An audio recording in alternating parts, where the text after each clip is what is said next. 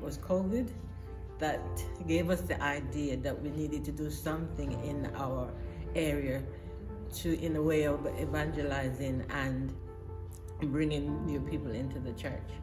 And as the saying say, the way to a person's heart is through their stomach.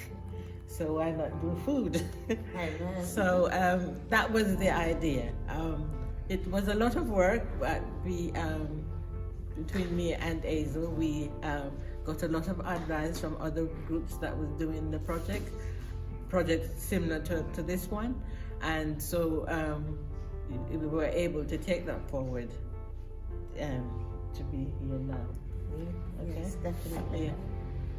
Well, obviously we didn't know anything about running a food bank before, but although Faye and I are the leaders in terms of being community service and personal ministries leaders, we do have a team, and so we have a team of 9 people, and we've got some very good IT people who are responsible for the imaging you can see in terms of the flyers and the leaflets. So we had to think about exactly what to do, about getting logos, and you'll see on our flyers we've got a Battersea Community Hub. Now our name, actually Sister Faye came up with that name when we were putting forward names, and we all thought, yes, that's a good name, Battersea Community Hub.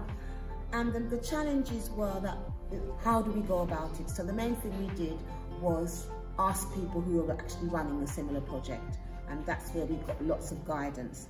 And it was particularly West Croydon Food Bank. They've been so supportive to us, so we'd like to do a big shout out to Grace and Adrian and Pastor Royston Smith at West Croydon. They really supported us and encouraged us, because we don't have many resources in our church. We're a small church. And that's why we've made it a whole church project. Every church department is meant to be behind this, because we're a small church and we couldn't do it without the support of the whole church. That's right. So if someone was thinking about starting a food bank, what advice would you give them?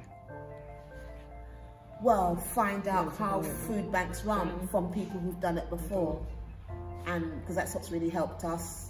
Yeah. And they were able to guide us to tell us who to go to. We're getting our donations from 3 charities, one called Fair Share, one called the Felix Project, and one called Neighbourly. Now we'd never heard of them, but West Croydon told us about that. So I think if they go to someone who's successfully running a food bank, they can steer them in the right direction. We could even help, because we're a little bit more aware of what goes on now, so we could, if they ask us, we could give them some advice that we got.